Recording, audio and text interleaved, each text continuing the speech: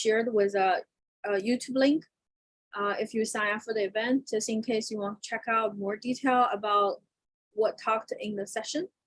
So just give me half second to make sure the live streaming shared with you. Yep, it's up running. So next I'm gonna share screen and go over our open house slides. Can you see my screen all right? Yes? No? Can everyone see my screen? Well, looking good. Awesome. Yeah, we're gonna share the notebook and the video quickly. So David and I both work for a school called NYC Data Science Academy. We are national accredited by ACCT last year. It was a very lengthy process. It took us 4 years to finally get the credit. It means it's a recognition of premium quality in teaching and job placement and across the board how the school is operated. So today you can mainly share through Q&A. You can type anything here and David and I will take turns to answer questions. I believe the chat is not working. Not sure why, but sometimes working is not working. Little bit about the school. We have been running as a Best Data Science Bootcamp since we established. So these are our recent award: Best Data Science Bootcamp from SwitchUp, Best Online Bootcamp from SwitchUp, Best Data Science Bootcamp from Course Report, Best Online Bootcamp from Course Report. It's based on the audience review. I believe we have around 350 reviews on each of the sites. So we appreciate our past students to drop some message about their experience. Okay, so we offer Data Science Bootcamp, which means it's an intensive learning experience to help you upskill to a certain level. We also offer lighter training called part-time courses, professional training course. And we teach both Python and R. There are not many schools teaching both Python and R. And if you join our bootcamp, you will have hands-on learning with individual project and a group project. That's an amazing way to help our students land industry jobs because they practice more skills through those projects. We offer lifetime career support here. So many students graduate like back in 2015, 16 have come back for several job opportunities. And we always have happy to support. With all the alumni we're working with, we have built a really strong connection. So in New York alone, we have 500 companies hire from us directly, more than 1,000 hiring managers in our network. And when our students finish school, some of them become hiring partner and come back to hire with us too. So we're very glad to be quoted as Best Data Science Bootcamp and Best Online Bootcamp. So how does that work? The Data Science with Machine Learning Bootcamp is our signature program. So as you notice, we already start our August cohort and our September cohort is about a month away from now. We also offer 40 hours pre-work program. So if you plan to come to bootcamp, we encourage you to apply as soon as possible so you can get access to the free pre-work program. We launched the Data Analytics Bootcamp in 2020 to adapt to more broader interests in this profession. It doesn't cover as many topics as data science, machine learning program, but once you finish data analytics program, you can continue your learning towards a more difficult program. So we make sure you have seamless transition between two programs. So the main difference between data science and data analytics program is the machine learning component, big data component, and deep learning component. So as you can imagine, our most popular program, including machine learning, including big data and deep learning. So if you already have some background, typically machine learning bootcamp is a great choice. If you don't have any background, you want to try if data science profession is some good fit for you, you can start with data analytics program. But so far, 90% of our graduates are taking machine learning bootcamp. Even people don't have background, they want to make sure they learn everything they can in the field and continue to grow on this career path. So we offer 3 types of delivery mode. The most popular one is the online program, because you don't need to leave your job. You can finish your coursework with a flexible time plan. And as long as you're putting enough work there, it's gonna work. And the in-person live online is contingent on the number of enrollment. So it's not guaranteed it's gonna happen every quarter. Okay. So the application process is pretty straightforward. You start with submitting an application. We want to know who you are, what's your interest, what your goal you want to achieve here. Then you will be scheduled with our admission officer for an interview, half-hour interview. If you pass the interview, you will be given a tech assessment. It's usually a multi-choices question. You probably can finish within 2 hours. So if you go to our website, you can see those options. The most popular one is apply now under the online program. The same thing with data science with machine learning online program. Okay. So we have a lot of lovely alumni who has become our extended family, and from different background, different location. We have alumni across the board. As I mentioned, we have students from Amsterdam, from South Africa, from England, from everywhere. So we're really glad to attract this many talent to join us. And if you have any question, you can email admissions@nycdsA.com. We welcome you to contact us. We cannot wait to hear more from you. Okay, that's my part. David, you can take over. And let's officially start the Pandas session. Thank you, Vivian. Let me just share my screen here. All right. Move some things around.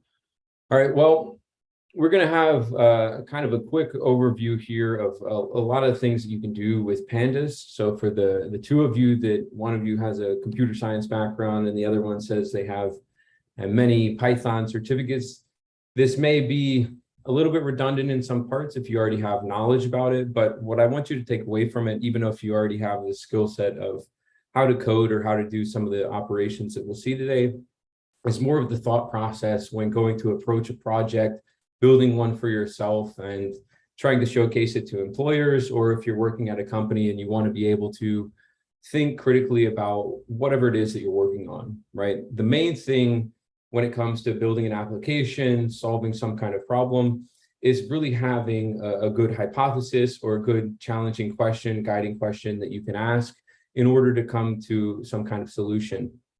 Some people try to start with the data first and just see what they can explore and do with it. But the real benefit of data science to the world is being able to look at questions or challenges that we face and trying to tackle those kinds of things. So come up with the question, start framing whatever the problem is and approach it from that light rather than just grabbing for things, rather than formulating some kind of good guiding question. And so we're going to be doing that as we go through this Pandas walkthrough today and doing some data manipulation and visualizations later on. And we're going to be doing it from the point of view of looking at some data from the CDC, right? 2018, it came out with a report and a data set essentially, which is rich in information about births and certain characteristics that might affect whether or not this child has a predisposed risk of going into the ICU based on different characteristics. So its data is very, very rich, meaning that it has a lot of features. There's a lot of columns or information about any given observation.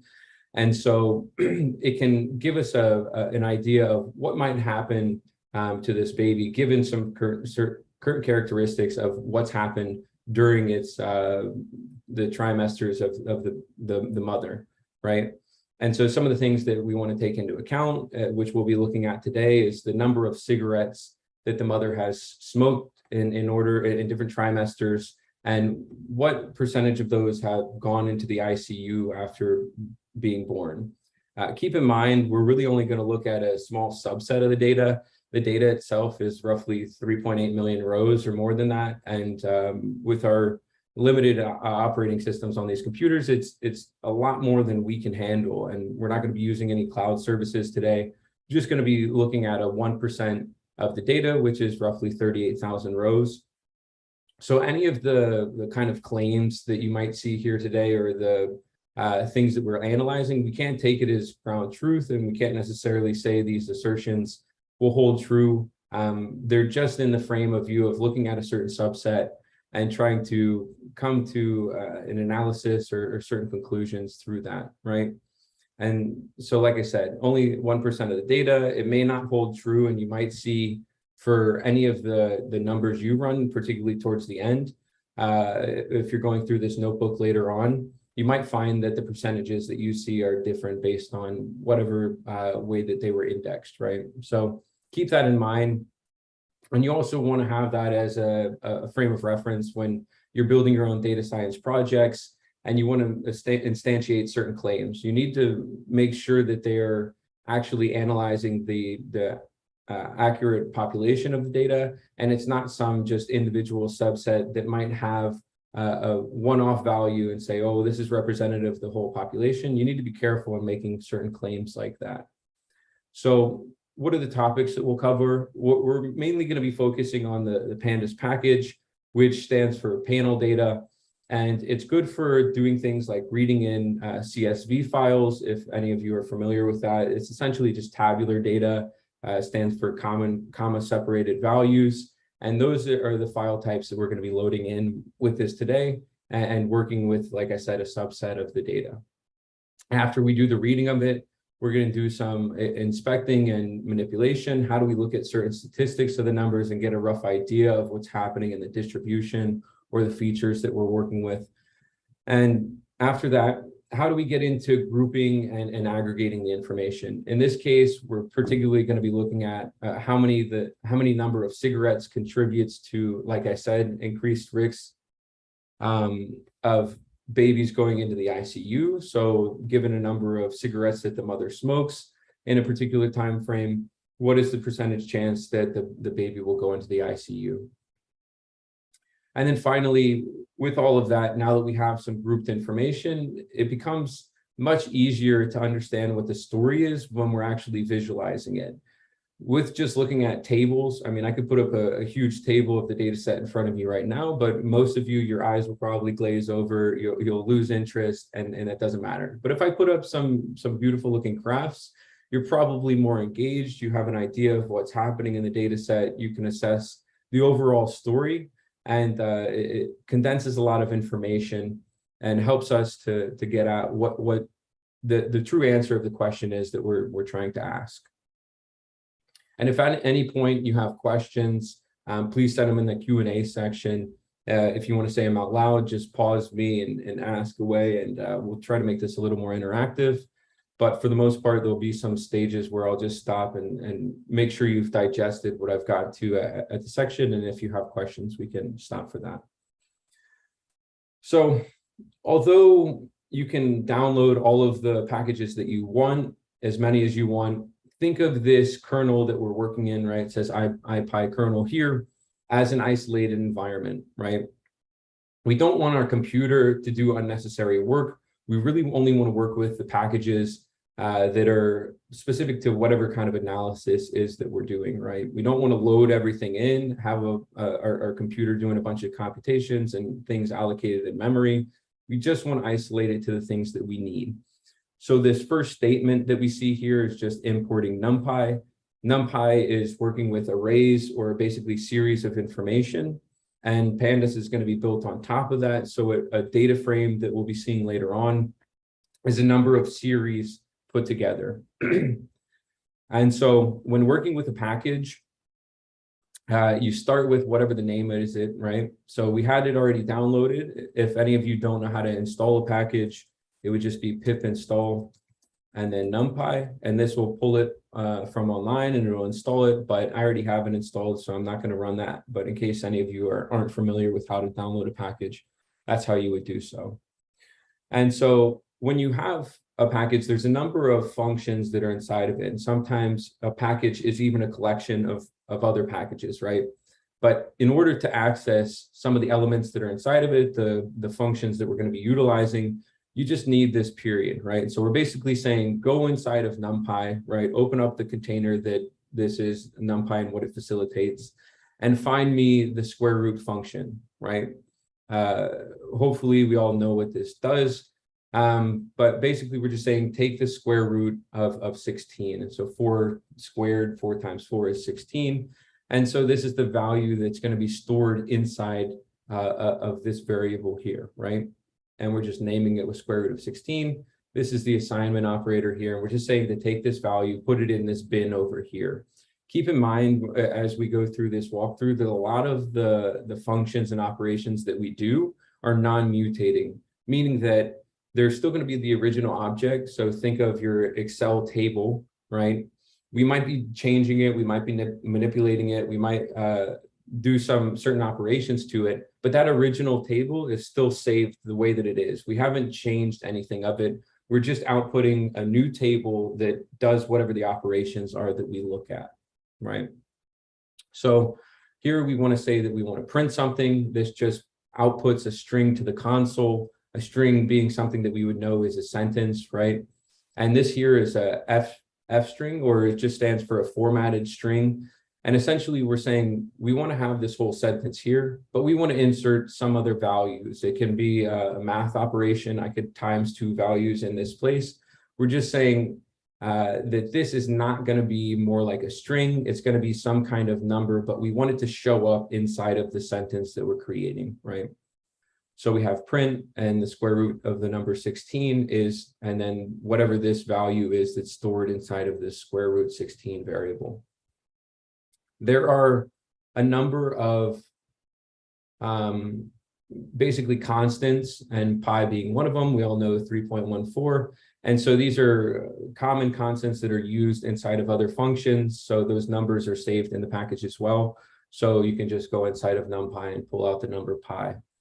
And so it's just showing the same thing here, where we have pi to 15 decimal places, because that's the number of decimals that they decide is a good number to look at here. And so like I just said, that's an F string, meaning that we can format it, we can insert other values into it, and change some of the things that are going on in it, right?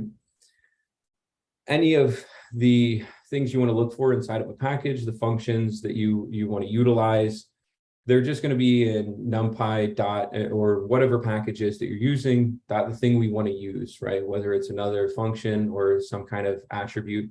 Objects have the same functionality of this, and we're going to see this later on, that when we're working with the data frame, it also has methods and attributes that can be accessed by this period here. But in the case, we're just doing the NumPy square root, and we inserted 16 into it, or we just pulled out the value of pi.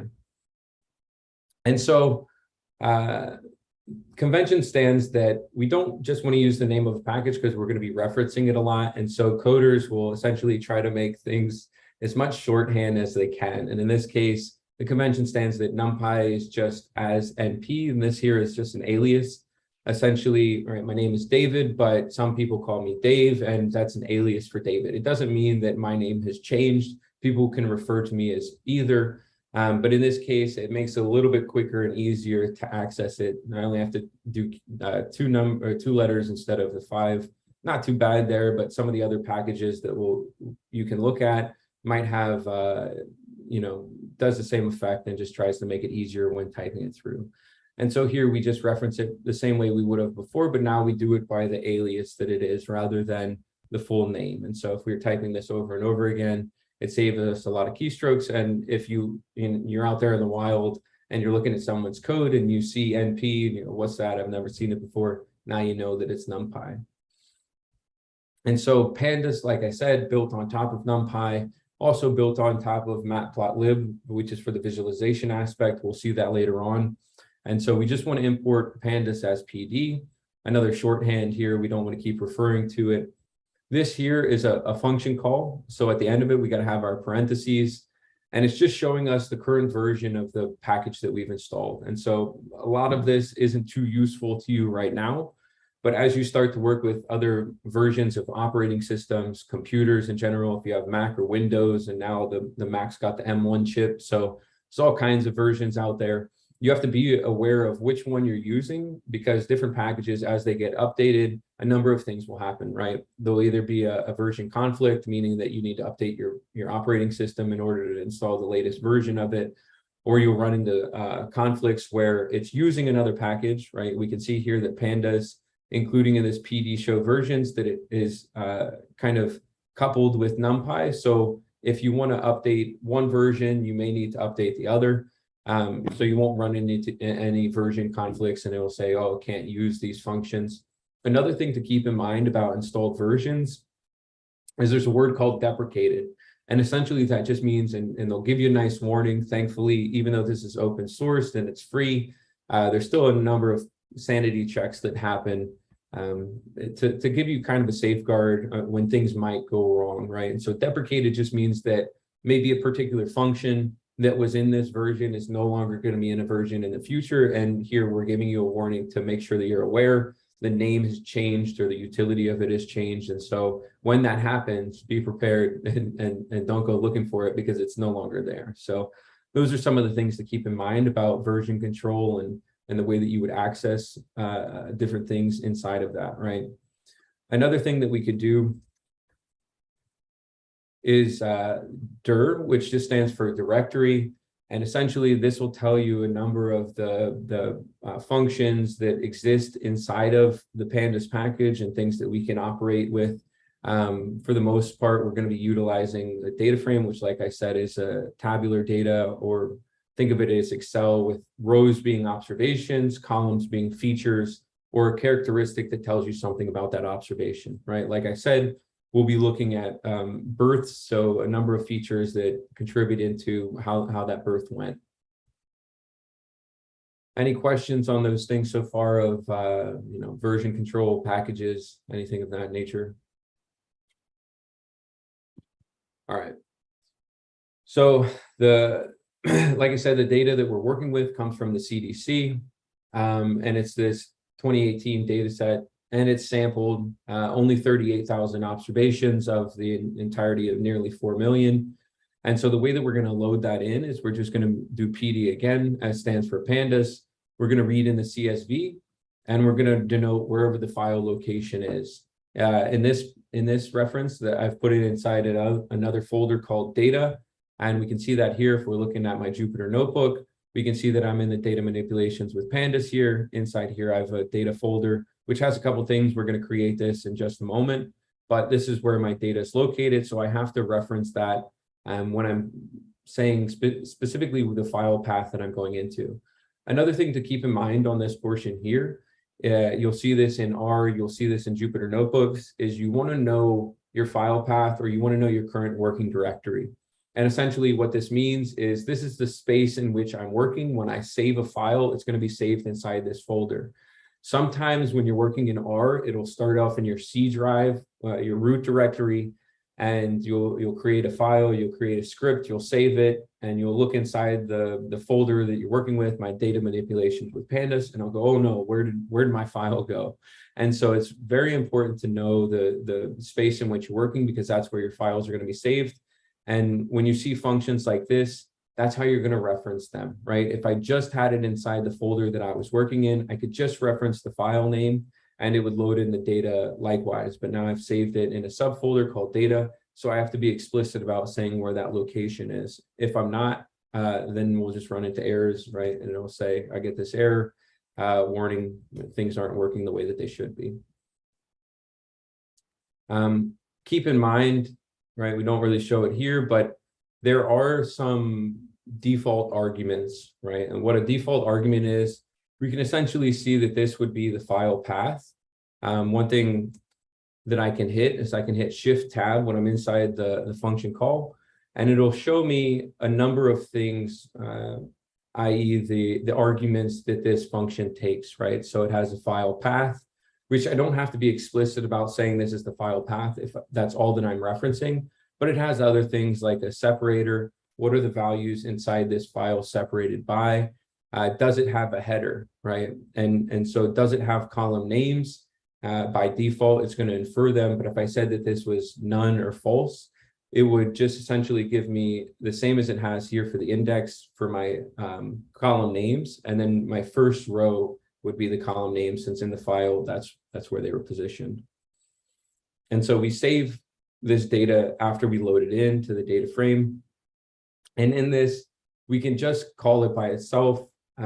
Essentially, the Jupyter Notebook knows to output whatever that object is. So I can just run this cell, and I see that we get all of the tabular information. And so there's a lot in it. Even though that there's 38,000 rows, it's not going to show all of that to us, right? There's 108 columns, and we get this ellipse of 3 dots, and it essentially means compressed inside of there, there's more information. So don't think that you're looking at the whole of it. You're just looking at a certain section of whatever it is. Inside here, again, each row would be a birth, and we have different characteristics on, attributes that relate to that birth. We have the year, the month, the time of the birth. We have the week, the place, the mother's age. This here says mother's age imputed. I don't see any values for it, but essentially what imputing is in data science is something that's necessary because you might not have all of the information, and you find a logical way of inputting values to kind of simulate a result. If you don't have the, right, if somebody left out their age, some ways of doing that is a mean impute or a median impute. We just take the middle age and throw it in for that missing value. And we have all kinds of other things, right? The defects that the baby may have been born with, and some other things related to, like I said, the state of the birth at that time.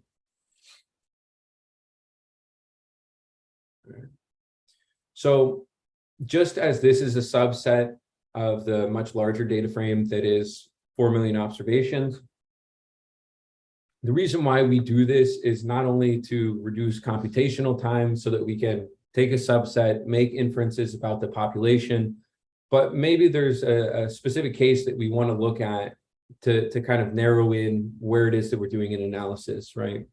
And so it's truncated, it's a smaller version of what we're doing. And sometimes we just want to look at particular columns, right? We don't want the 108 columns that were in our data set. We just want to look at maybe the number of births for any given year or month or weekday. And the way that we would do that is we create what is called a mask. Essentially, it's basically saying, what is it that we want to filter our data with? What is it that we want to reduce it down to so that we only have a particular subset of that, right? And so here we're just saving this list. It only has four values, the birth year, the month, the time, and the day of the week. And so we're essentially saying, all right, we have this larger data frame. We only want to grab out these columns. How do we do it? We just index this data frame by the name of the columns. And that's what this square brackets are, right? Here I said it's a list. In this place here, it's basically saying, take that list and index the data frame by these values here. And again, this is the dot operator here after the data frame. So essentially it means that it's either a method or an attribute of that object. And what does that mean, right? Well, I'm a human, so think of me as having attributes and methods. And so attributes would be basically returning a value. If you said, what is my weight? It might return 170 pounds. It doesn't do anything. It's not a function. Method is just another name for a function of an object.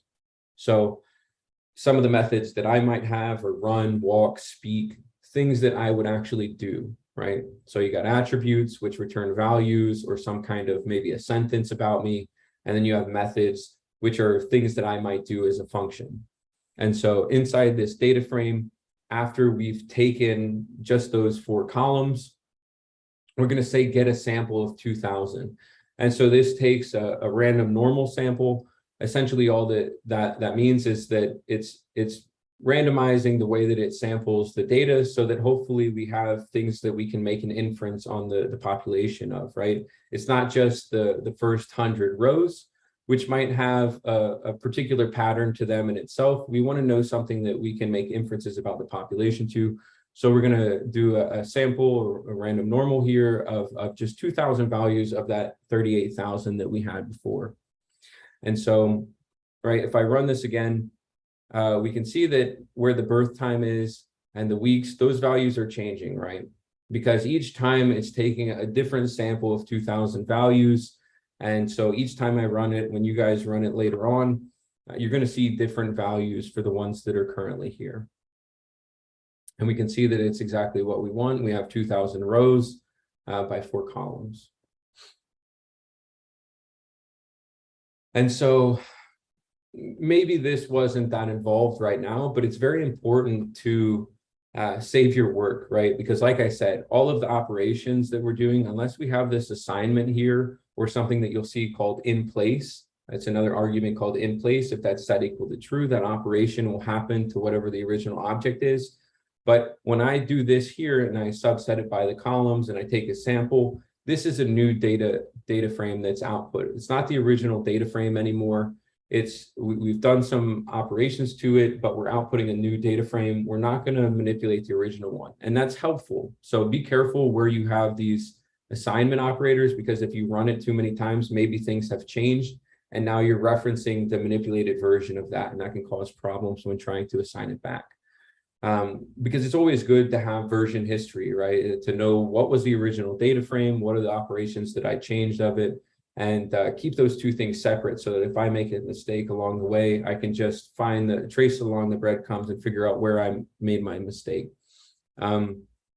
Like I said, maybe this isn't as involved as it could be, but we've done some operations, we've come to a subset of our data, and now we just want to save it back to a CSV, because if I turn off this notebook and I turn off my kernel, when I open it up again, everything, think of it as a fresh slate. I have all of the code, but all of the things that I've created by running it have to be run again. So, if you've done a complex modeling process and you found some unique characteristics, you want to have that saved, because you'll start it all over again. And sometimes when it comes into the advanced modeling, if you're working on your home computer or even larger computers, it can take hours to generate models.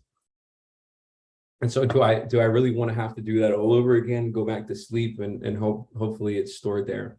And so this line here, it's taking the subset data frame, it's sending it off to a CSV. What are we calling it? We're just calling it df-write-test.csv. Remember to use the file type afterwards, so it saves as that file type, not just the name of it. And so this is the one that we saw here. Inside this data, we have df-read-csv. I can take this and I'll just delete it, get rid of this. Just a proof of concept here. Run this again, come back over here, and boom, seconds ago it was created and we have this file back. And again, all of that's because I'm specifying the file location and what it is that I'm working with, and I'm in the current working directory. Throughout the bootcamp and in the start of it, we'll learn Linux commands, and essentially, if any of you have messed with the console or the terminal, this is our code specific to the Linux and the terminal that are going to help you relate certain things. So right here with this exclamation, we're essentially saying that this is going to be a Linux command. ls is going to be for listing off the objects in that environment, and we're going to say do it for all of the ones that are in the data folder. So when I run that, it shows the different things that exist in there. This neat little blue one that showed up with the dot in front of it, this is a hidden file. Essentially, this is what's keeping track of all of the things that I've done here in terms of the cells that I've run in the output. So like I said, if I open this file again, it's going to show me what the output is, but technically that's not in my environment. It's not created yet. It's just like a picture of it. So I would have to run it again if I want to be able to do some operations with it later on. Again, this is just showing what it would be if I change the header argument to none. And so now the first one here, right, is just the name of the columns that we had. Not super helpful. We just get these integer values for the column names.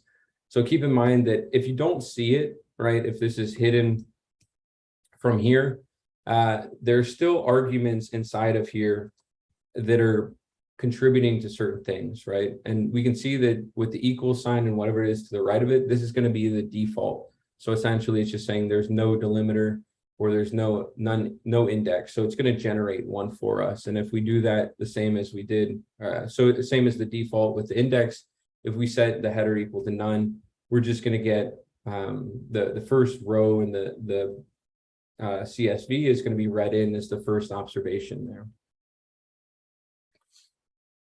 Any questions on loading in data, reading data frames, saving them? All right. So now that we've loaded in our data, we've looked at whatever the information is that we have, it's really a good practice to start inspecting it from the beginning, because it'll give you an idea if any values were input wrong. Maybe someone has loaded things in as the wrong data type, and in order to do certain operations, we need to be aware of those things, right? The way that we group certain things is affected by that. The way that certain math operations happen is affected by the data type. And so as a first pass, again, sometimes we just want to look at a certain section of the data that we have rather than it as a whole. So some really quick functions in order to do so is the head, the tail, or sample. In this case, it just gives you the first 5 observations here of the data frame, and the tail is the last 5, right? And maybe as a first pass, you just want to look at the first 5 to get a nice understanding of the values that might be inserted in there, and some of the types, just so you can do a nice first pass at seeing if they are in there correctly, right? Were they living at the time of the birth? Were they transferred somewhere? And these are just yes or no, but these, in order to be operated on later on, it's probably best to denote those as 0 for false, 1 for true, right? And put some of those as such. And then we have other things in other columns, right? The time, this might just be the hour and second, or the hour and minutes, and things of that nature, right? For sampling, again, this is what we saw earlier. We just did a sample of 2000. And we want this base one to be replace equals to false. We don't want to have any duplicated information, right? We don't want to say that the same baby was born twice, unless it was a twin, right? Maybe, but they're going to have different characteristics in terms of the weight. And so we want to say that the replace is false here. We don't want it to be the same observation over and over again. And then for the other part of that, we have to specify n, or we have to specify a fraction of it, right? How many observations do we want? Before we wanted 2000. In this case, we may just want a fraction of it, or 10%, something of that. So like I said, the head's just going to show you the first 5 rows. The tail is just going to show you the last 5 rows, and we can see whatever the index is here to confirm that. Keep in mind that Python is zeroed index, meaning that it starts at 0 and starts counting after that, right? Things like R start at the index of 1, so there are some nuances there that you have to keep in mind when working with this. We see the sample here of 1,000. We can confirm that down here. There's 1,000 rows, same amount of columns. Or we could do a fraction, right? 50%. We want replacement to equal true. So there are going to be some cases where we do see the exact same observation. We don't see it here by chance on the first or last 5, but know that some of the ones that are in here, especially when it's only 38,000, we're taking 50%, are definitely going to be repeated values. So, question: does the system know what head and tail represents? In terms of, just the same one. Essentially, this is going to be, like I said, if we looked at the directory of inside of what a data frame can do. If I go into, let's show this here. Right.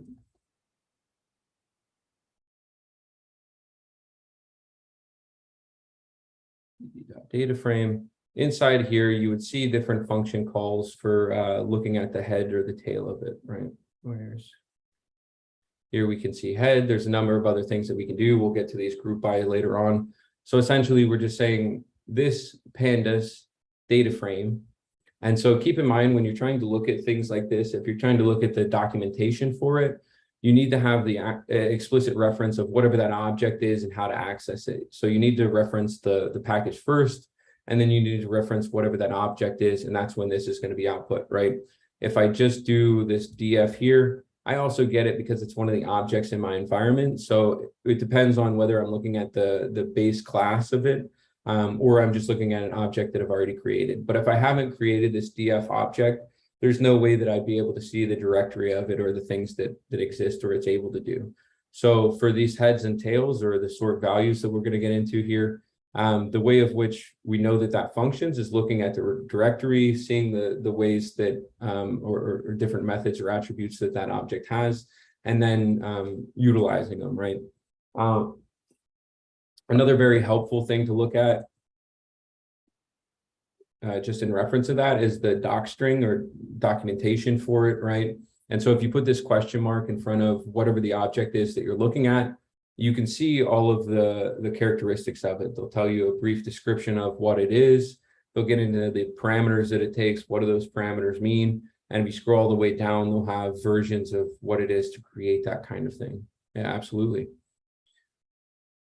All right. And so again, utilizing some things like this, the question mark or the shift tab inside of the parentheses, will help you answer your questions a lot quicker than maybe scouring the web would. And so it should be your first pass at trying to figure out whatever this object is and what can I do with it. If it's a squirrel, what does it have? It's got seek the walnuts that it's looking for, and it sniffs them out, and it's got play and some other things. And so everything in object-oriented programming is thought about as an object, has certain attributes and methods, and that's what we are utilizing here for this case. And so this other one is just sorting the values.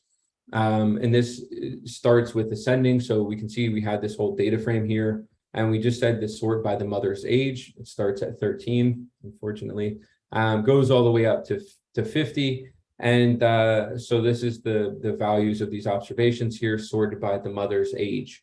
And so that's just one way of starting to assess the data that we're working with, right? Maybe we're looking at customers and we want to know certain characteristics, right? What are our top 3 customers by each month? So we would need to sort, we need to aggregate by month, we need to find the top 3 values. And so those kinds of process or thinking about the steps that we might run into or why some of these base operations are done. And later on, we're going to see how to chain them together and make some comprehensive code here for it. So we can sort by multiple columns, right? We can sort by the birth month and the mother's age. And then we can do this here, which is essentially what we saw before with having a list of columns that we want to reference. We're essentially just saying these 2 columns are the ones that we want. If I didn't have this, it would show us the entire data frame, but we're just more concerned about showing how to sort these things. And so the placement of these matters as well. It's going to sort whatever one's listed first and then the second one. So birth month, it's going to start with 1 through 12, but it's going to start at 1, then sort given whatever that month is, the age within it. So if we saw the month of 2, it would start over with whatever the lowest age is, right? And sort an ascending value. So if I have the mother's age in the first spot, and then the birth month,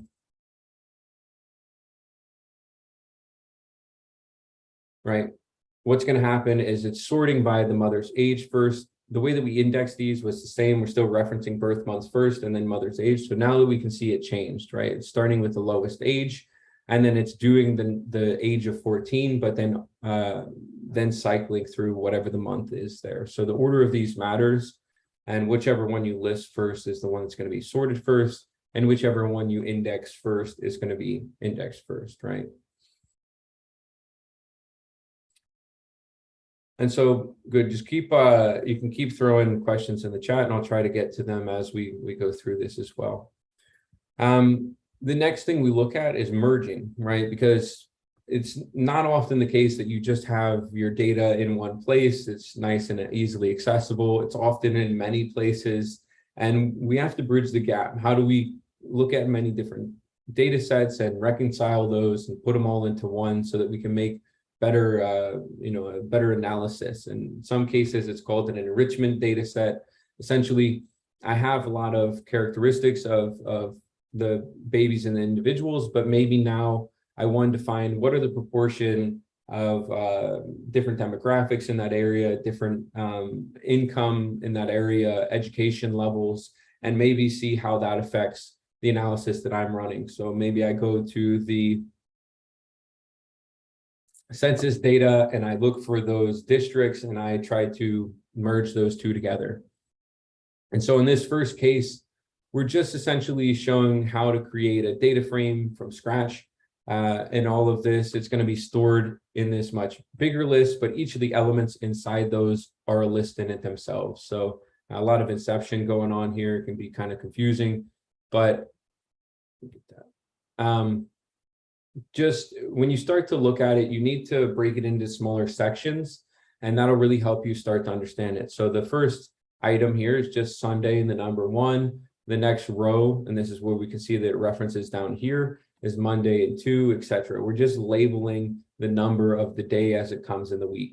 And then we have to be explicit about our columns. First column we have, which we can see here, is the days of the week. We just call it the name for the name of the weekday. And then the number here for whatever day of the week that references.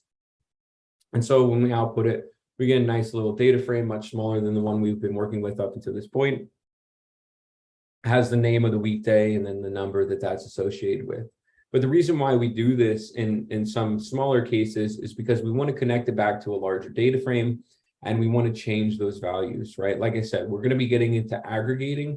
And so when you have aggregate, or when you do group by and then aggregation, you need something that's categorical, right? Categorical meaning that it contains a bunch of categories. In this case, it's just the day of the week name. But I don't want to do that with the number here. I want to do that explicitly with the name so that I can see perhaps the births in the week, the number of births per given day. And I don't want to reference it by this because this could be arbitrary. Maybe someone started with Monday as number 1 and I have no clue that they did that. So in this case, it's explicit saying the day of the week. A few things that we have to keep in mind when merging are what's our left data frame? Excuse me. Essentially, what is the table that we currently have and are working with, and what are we combining it with? And so we have our left data frame, and this is generally the main data frame.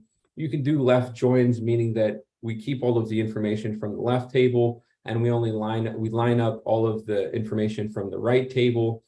Or we could do it a right join, which essentially means keep all of the columns and information from the right table and then connect whichever ones line up. In these left and right join, you might find missing values, meaning that not every row lines up perfectly.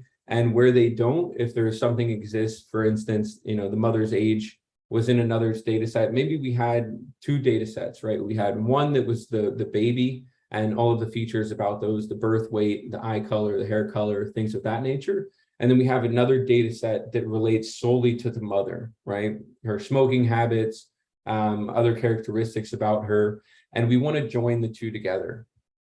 And so, for instance, maybe on the mother's data set, they didn't fill in an age or certain things didn't line up. Like I said, if we do one of these left joins, right joins, or this outer join, there's possibility of having missing values or things that don't line up or perfectly in sync, and they're going to be filled in with null values, meaning we don't have it yet. And so at that point, it's good to understand the missingness of your data and why it exists, and maybe you can start to reconcile those things later on.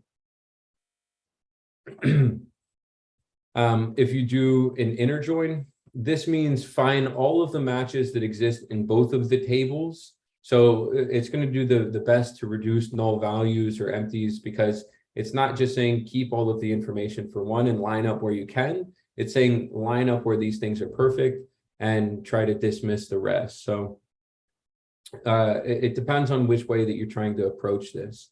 Some other things that you want to keep in mind: left on, right on. these are the key that you're going to be working with. So essentially, if I had, well, here I have the birthday of the week, and then I have the number, right? The birthday of the week is lined up with 1 through 7. As we saw before when we created this here, it's lined up with 1 through 7.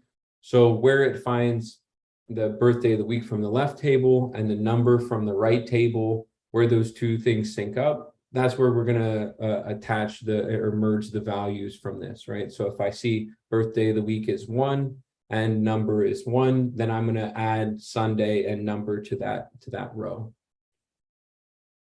So in this case, we have pd.merge, we have our original data frame, we have this day of the week data frame. We're saying left on this day of the birthday of the week here, right on the number. And if we scroll over, we can see that the name and number were appropriately attached onto merged onto the end of this data frame here. Keep in mind, right, like as I said through the whole thing here, this is non-mutating. So this is a new data frame that's coming out of it. And the original data frame that we had is right here below, right? So if I just do the df, although we saw before that it was pd.merge, the df and day of the week, this one's not affected. And if we scroll all the way to the end, we don't see the number or the day listed here, right? So if we wanted to do that, we wanted to save it, we would have to assign it back to this original variable name, or else it's just going to be output and it's there in the memory, but it's not saved to anything that we're working with. So it's also important, and some of these names are kind of obscure, and you'll see that if you work with any government related data or healthcare data, that sometimes the names that they give are symbols and things that they've defined, and then they'll have a data dictionary that'll tell you what is it that this column means. But it's important to, if that is the case, rename the columns that you have to something that's reasonable. And so one of the things that you'll see here is they're all lowercase, and they're separated with an underscore. And the reason for which is if I had a space in this name, it becomes a lot harder to work with later on. So the convention in Python is to separate lowercase names by this underscore so that we don't run into any problems later on where we're trying to do something. For instance, right, if I do df.birth year, this gives me a series of all of the birth years here. We can see that it just pulls out that one column. But say I had a space here, right? There was a space in the name of this column. This would start to cause problems. I'm going to get an invalid syntax because this thinks this is a variable here, and this is me referencing a column from within it. So keep that in mind, that you want to separate out column names and variables with underscores, because you're going to run into problems if not. And if you find that you've loaded in a data set that does have them, you might want to replace them so that it's easier to work with. Essentially, we're just dropping. And what are we dropping? We have to reference the columns that we want to drop. We drop the number. We saw that was just 1 through 7. But again, that was redundant because we have this other column of birthday of the week, and that tells us the same information. So we don't want two columns that tell us exactly the same thing. Again, all of these are non-mutating. I come down here and we look at the end of this and we see that the number is mysteriously shown back up, and it's because the last operation wasn't saved to anything. And what are we doing in this case? We're just renaming something. And these are, for the most part, intuitive and in plain English. It just takes a little bit more time to understand it. Again, we reference what is the column that we're changing. We're changing the name column that we had before, and we're going to change it to the birthday of the week name. Kind of a excessively long name here. Please don't do that either. I know that when you're first going through this and you're creating your own variables, it becomes very commonplace to start trying to name it as explicit as possible. You want to be concise, but you also want to keep the length of it down and not just start going into this is my new variable. Yeah. And so if you want to rename them, this here looks like a dictionary, right? We have a key value pair, we have the name, and this is essentially saying that it lines up with this value. We're converting the name into this here. And so this could be done with multiple of them, right? I could have a comma here and say that I wanted to change something else, and I wanted to switch the number here, and I just want to call it something. And so, well, put me all the way back up there. Okay. So we had that, and right, I could change it, multiple of them. And so if I came to the end of that data frame, we would see that multiple things had been changed. And you can continue to do that with as many of the names that you want. Like I said, it's a good first pass when you come into loading in your data set and you want to change multiple names, because either they didn't make sense or you need to fix some of the characteristics of the way that it was spelled. And so we're doing those things together. We're dropping the number column and we're renaming the other one. And we can do that by chaining, right? We could do it one after the other. We don't necessarily have to have those in multiple steps. And so sometimes we might get obsessed with that and think that it's fun to do everything in one line. But that becomes a lot of, it's harder for, it's like a run-on sentence. It's harder for the audience to understand it. And generally, this is going to be your future self or other people that you're working with. So you don't always want to have it sweet, I did it on one line. Sometimes you want to separate them out, but it is possible, right? Essentially, we're saying take the first step here, drop this column. Like I said, that outputs a new data frame. What do we do to this new output? We're then renaming some of the columns and we're saving it back to the data frame. So we want to mutate that one. We want these changes saved. And now we just have the birthday, the week name, and we still have those values for the birthday of the week.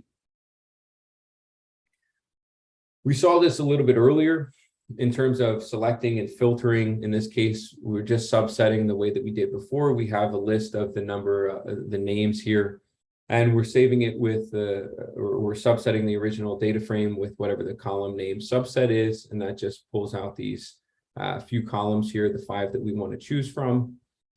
But sometimes we want to look for more than that, right? We're doing a data analysis and we want to check if certain conditions are true.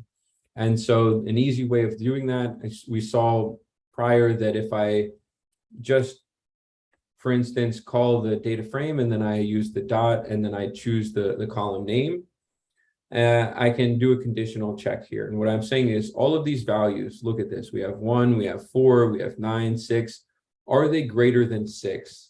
And so if I run that, it'll do it for all of them. And so maybe we want to find people in a particular income bracket. And so we want to say that their income's above 60,000 or something of that nature. And then we want to subset the original data frame with that. And the way that we would do that is getting this conditional check. And the same as we saw before, putting it back into this index and saying that we want all of the rows from the data frame where the birth month is greater than 6. So these are babies that are born later in the year, July through December. And that's what will be output here. And we can see that the birth month is confirmed in that, and that we don't have anything lower, 5 or under there. We can also check to see if a value exists within a collection. And we do that with the is in, right? So we're looking at the name of the week again. We're saying, is it in these 3 values? Is it Sunday, Monday, or Tuesday? If so, if it's any of these, right? If it's Sunday or it's Monday or it's Tuesday, it doesn't have to be all of them because no baby's born on 3 days of the week at the same time. But sometimes you are looking for multiple values there. In this case, we just want to know, was the baby born on Sunday, Monday, or Tuesday? And it will do the same thing, right? We say, we take this long lengthy thing that we just typed out here. We subset the data frame with it, and only the babies that are born on Sunday, Monday, or Tuesday will be output and filtered there. And so we could just continue to stack these things on top of each other and create more complicated conditional checks. In this one, it's not too bad. We're only doing 2 of them. We're basically, and from math, right? Please excuse my dear Aunt Sally, PEMDAS, if any of you know that. It's order of operations. So this section here, we have to, the parentheses is the first one. We're saying isolate these 2 different conditions that we're trying to check. We're just trying to say, is the birth month greater than 6? And, right, and another one. So both of these have to evaluate for true in order to be returned. The baby has to be born in a month greater than June, and it has to be born on a day that is Sunday, Monday, or Tuesday. So the same as we saw before, the months line up with being greater than 6. And we get the baby was born on Monday, Sunday, or Tuesday. right? So now we only have 8,000 observations and 109 columns there. Don't worry, we're almost through this. We have some grouping and some aggregation, and then we'll get into the prettier part, which is the visualization side of it. But all of these are the steps that you're going to take as you go through working on the data science project. You're going to start with looking at some of the investigation of it, figuring out what the data set is that you're working with. And then you want to find some group patterns, right? What's the seasonality of the births for any given weekday or month? And what are some of the patterns that exist throughout the year? So in this, we're just grouping by the month, right? The numbers 1 through 12, and we're going to do an aggregating function after that. In this case, we're just counting. We want to count the number of observations that exist in each one of those groups. In this case, it's by month. And then we want to subset, and we're just selecting out birth year. And the reason for which this is the aggregating step that we're doing right now is a count, which means it's going to be the same for any of the data, any of the columns that we have, right? It's the same number of babies for each month, regardless of the column that we do. So if this was different, if this was like an average, or we were taking the sum, these might be different because it's then dependent upon the type of the column. But with the count here, it's really not, because all of the groups are this, or each one of the columns is going to represent the same observations. So all of these numbers are the same across the board. So we just want to choose one of them so that we don't get all of this repeated values. After that, we're renaming that column as we saw before so that it makes sense. And this is just the number of births. And now we have the babies that are born aggregated by month. And so for each of those, we have the number of births for any given month. All right. Again, there can be different aggregating functions that are put in here. Here we want to see the mean. So we're looking at, for any given month, what is the average of the mother's age? And for the most part, it seems to be consistent, right? 28 to 29 here. And so it doesn't really matter what month it is, the mother's age is relatively the same. Right, something like the number of birth is changing, it's seasonal, but the age of the mothers is consistent or pretty normal throughout any of the months. So we're essentially just, again, subsetting by the mother's age, and then we can just use the aggregating one right on that, because we've already stored it back inside this group by object here.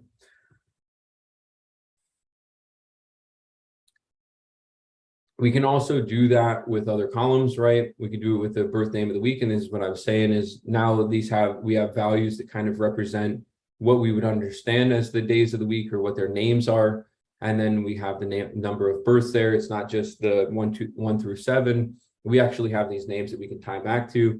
And you'll see in the visualization side, that's kind of critical, right? Because if my x-axis is the day of the week, it's very hard for the audience that we're speaking to, if this is deliverable to our executives, to understand what the 1 through 7 means. It could be anything. And so in this case, we want to know explicitly what the day of the week is. Same here, we're just doing the same steps for the day of the week with the name rather than the number. Any questions on aggregating up until this point? I know I'm kind of cruising through this one. I want to respect your evenings and let you get to the afternoon. But we just have a little bit more here. So other than that, we can, again, we're just subsetting by a couple of the columns. And this is where we're starting to get into our analysis and seeing if the number of cigarettes that a mother smokes affects the baby's admittance into the natal care intensive care unit. And so there's another column in the data, or another category. Basically, it says U for unknown. We don't know if the baby was admitted to the intensive care unit, but that's very critical to our analysis. So we kind of want to dismiss those. We're not just looking at general cases of babies, but specifically, how does smoking affect the baby's chances or likelihood of going into the intensive care unit? And so we just want to make sure that the admitted value is N and Y for no and yes. So these are babies that we know very surely if they were or weren't admitted into the intensive care unit. The other thing that SIG's tree is the number of cigarettes that the mother smokes, and it ranges from 0 to 99 in this case. We can use this method here of value counts, and that'll essentially tell you each one of the categories and then the number of observations that fall into that category. So we can see that for the majority, 35,000, 36,000 out of the 38 that we have are non-smokers, and that's good. We want healthy babies. But then the other categories that come afterwards, right? We see 10 cigarettes a day, and I think it said after somewhere around 20, it starts, the count is by 5, and maybe even 10 after that. So you have to be aware that these things aren't linear. It's not just 1 through 99. That they're escalations in the count of the number of cigarettes that they have here. And some of the other things to note before we get into that analysis part is that we have an extremely low number of observations for certain categories. So this might show imbalance in our data set, and it might suggest that we need to collect more data because, again, we can't substantiate our claims if we have a limited number of observations in any given category. And that's kind of critical to doing our analysis here. So just a couple fancy things here that essentially are just maybe expansions on what we saw before. We're grouping by 2 things, essentially the number of cigarettes that they smoke and whether the yes or no if they were admitted into the ICU.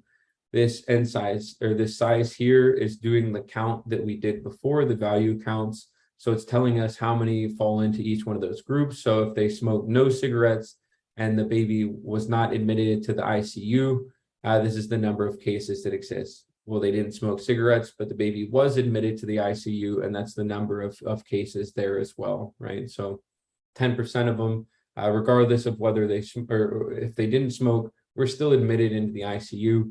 Again, keep in mind, this is just 1% of the data set we have. So it can't be an accurate representation of it as a whole, but it just is showing us how to go through the process, right?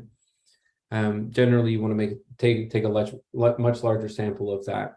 We reset the index, and essentially that's just taking whatever this value is. We saw before that we had changed it at one point to the number of cigarettes that the mother smoked, but now we want it to be a column in the data set. So essentially, rather than having the number of cigarettes that they smoke as the index, we want that to be another column that we can operate with. And we're just renaming 0 as number cases. It didn't really have any name on it before. It was just a 0th index column. And so we're renaming it to this number cases. This is where I might lose a couple of you, but those of you that saw it before, our code, maybe have an understanding of what's happening here. But essentially, we're creating 2 empty lists, and those are just containers, right? If we're going to organize our house, we have a bunch of empty boxes, and we decide what's going in each one of those boxes. And so that's what we're doing here. We're defining an empty list called values, and then we're going to iterate over this admitted counts of the number of cigarettes that they've smoked. And we're going to place those or do something to each one of these empty lists and putting different values in there. And so the important thing to, as you work through these process, don't become overwhelmed when something looks very involved. You'll often go online looking for a solution, and it looks like there's a lot of information there, a lot of code that you don't understand. But it's important to just take out pieces of it and start to see what they do one at a time, right? What is this section here doing? So it says for value in this here, we're going to do something. Well, what is it that we're iterating over? It's just the number of cigarettes, the number of unique values that exist for the number of cigarettes that a mother could have smoked, right? So we have 1 through 10, 11, 12, 14, 15, 16, 18, 20, 30, and these groups here. Again, not evenly distributed. It's just the way that they decided to assess certain groups. So it's something that you want to be aware of in terms of doing that, right? And then vals.append means that we're going to add to that list. We're going to append something. we're going to append the value of this. So essentially, we're going to go through and 0, we're going to take that value, we're going to append it to this here. And the next iteration, the next time we go through this loop after we've created it, we're going to start with the next value that we've indexed, and that would be this one. So essentially, this vals here is just these unique values here as we go through it.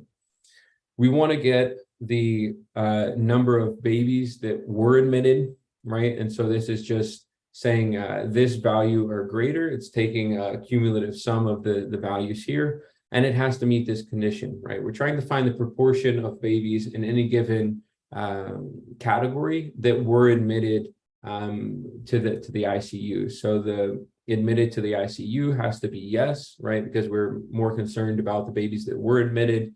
And so we're just getting a sum of those, which is essentially saying out of all of these that this condition holds true for this category, right? This and greater, all of the ones that were admitted to the ICU, that's going to be our numerator. In our denominator, we're just looking for the number of babies that were here in this admitted counts in general, right? So we're trying to find the proportion of the ones that were admitted versus the total number of cases. And essentially after that, we're then just finding the percentage of that, right? Which we know is the numerator divided by the denominator. And we're taking all of those values and we're doing what is called zipping. Essentially, think of it literally as your zipper. It's taking one and putting it in front of the other. It's coupling these values together. We saw this before with the name of the week and the number that it was. We didn't zip in that case, but essentially that's what it's doing. It's taking these two different lists that we have here. We have this vowels and then the percentage here, and we're taking them and we're putting that as a row observation and creating a data frame out of it. Then we're just naming our columns. We have the percent admitted to the NCU and then the smoking level here. And we're calling this smoking risk. And so we can see, again, this is cumulative in this part. And that so as it goes up, the number of cigarettes that they smoke, there's an increased likelihood that the baby is going to be admitted into the ICU. I know I'm making this claim, but a couple things. Like I said, it's a subset, so we can't say that it's actually representative of the whole. It's only 1%, and just because there's a correlation here, when we see the number of cigarettes goes up, that the baby's admitted into the ICU, it doesn't mean causality, right? There is sometimes cases where there is correlation, but not causality. In a kind of an extreme case is the number of ice cream sales in comparison to the number of murders. And so, it's kind of a scary example, but as the number of ice cream sales goes up, so does the number of murders, as it turns out. But it doesn't mean causality. It doesn't mean that people buy ice cream because an event like that happened, or an event like that happened because someone bought ice cream. We can start to think about other causal relationships that are maybe related to both of those, but doesn't mean that they relate to one another, right? And so the obvious one is it's summer, right? And winter. So less ice cream sales in the winter, but also less people out and about on the streets. The temperature is lower, so people are less likely to be agitated and aggravated because they're sweating hot and they're running around New York City, and no one gave them ice cream, so they're gonna do something about it. So any of the claims that you make, any of the things that you look at, make sure you don't say, oh, that this is a causal relationship. And there are other tests and things that need to be confirmed in order to have a relationship like that hold true. All right, so we're in the fun part of it, the last a bit here, and thankfully you've stuck through it. And those of you who didn't, it's okay. You'll have recordings, you'll have notebooks, and so to visualize it, we're going through the same steps that we saw before, but the only thing that we have to do in addition to that is there's a method here that's plot. Like I said, this is using matplotlib under the hood, but it's just another package for data visualization. We have to specify the kind of the plot. We say that it's a line. We want to give it a nice title here, and we want to label the X and Y labels accordingly, because it's very important to the audience, right? If I have currencies, I want to put dollar symbols. If I have percentages, I want to put percentages. And I want somebody to be able to look at this and immediately figure out what's going on, and doesn't have to do any kind of extra legwork to figure out what it is that I'm trying to showcase. And so in this case, we have the month, we have the number of births. One of the other thing that's critical to this, and you'll, as a test to yourself, you can go out there and look at news outlets and any kind of blogs and articles that you read. You really need to be aware of the limits that are used on this y-axis here, because looking at this, it looks like it's a drastic change, looks like it goes up substantially in the summer, fall months here, and then drops back down substantially as well. But keep in mind, this is from 2,900 to 3,500. So the number of births, the range here is really only 600. It's not that big a difference. And if we were to change the access limits here, right, by setting the Y limit from 0 to 4,000, so that we encompass all the way from 0 to the number that seems to include that range, now the differences between these here look substantially less. And people can grossly misrepresent information if they don't have this axis lined up, right? So you can see people and go, oh, wow, we're having record sales. And then you look at it and, well, they've only increased by 100,000 when they're actually doing $1 billion in sales a year. And so we got to make sure that these things line up, right? It's very important to label them properly and not try to mislead your audience into a bad direction. So we can change the kind. Like I said, we can make it a bar plot here.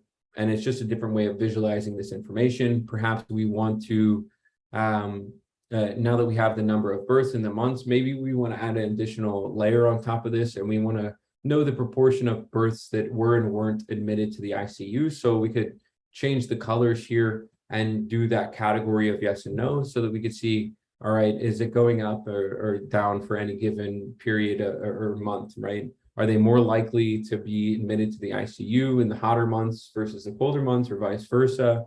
And so you want to layer on different aesthetics to try to expand your analysis and be a little more creative than that.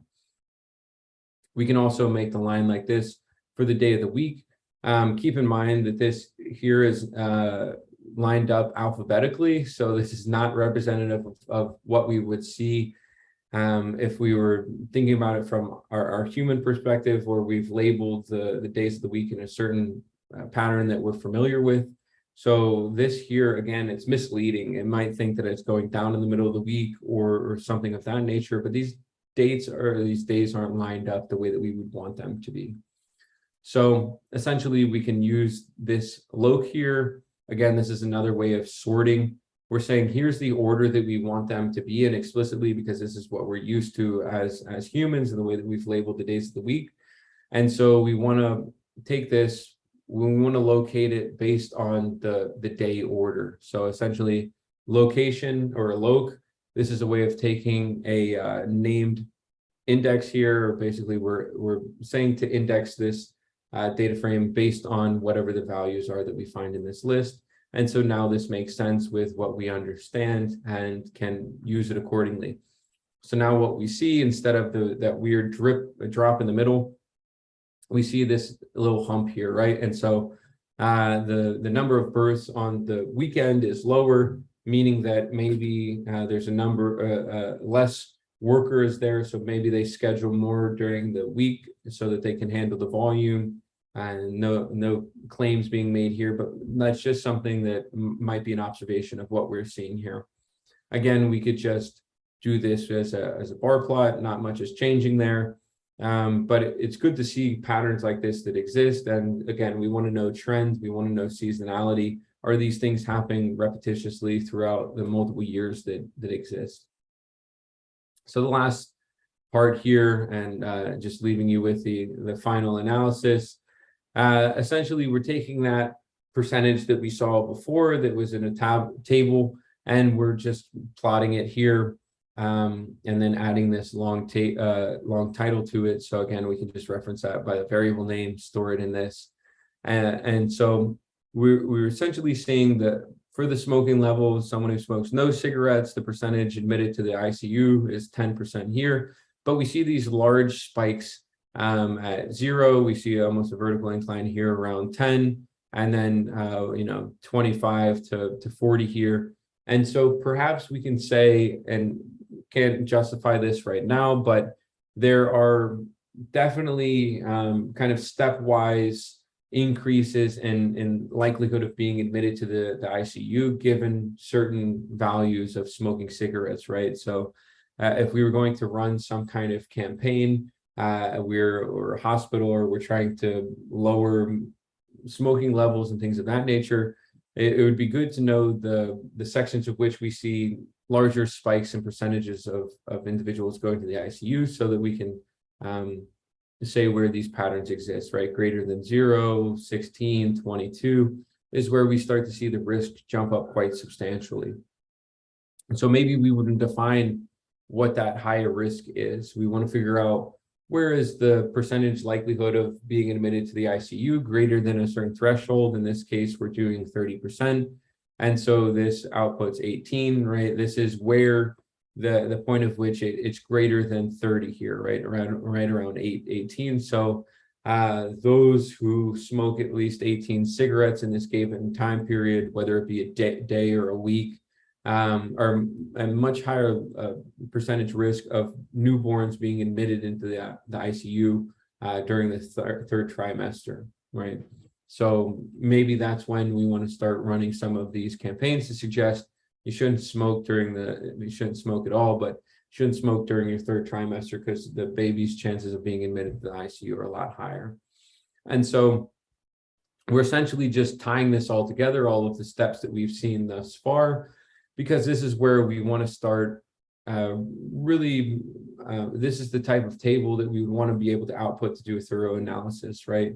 What are the number of cigarettes that the mother smokes?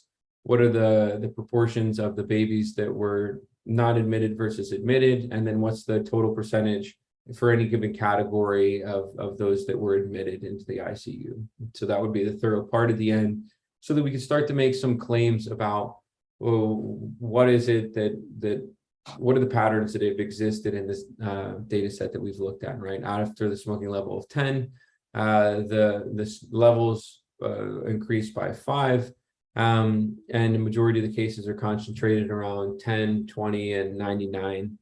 This is where we see the most things happening in our data set.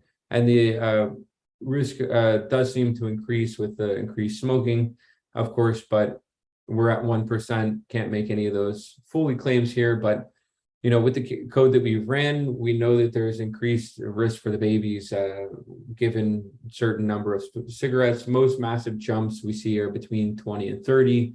And so this suggests that with these super increased levels of smoking, there is a much higher likelihood of the baby being admitted into the ICU. So in general, I hope all of this has given you a comprehensive look at some of the operations that you would do utilizing Pandas, how you would take a data frame that is kind of raw in the sense that it doesn't have, we can't tell any statistics about it, but start to do manipulations and visualizations and do an analysis of whatever this given data set is. So thank you. If you have any questions, I'll stick around to answer them. If not, all of this material will be sent to you. So thank you for attending, and appreciate you being here.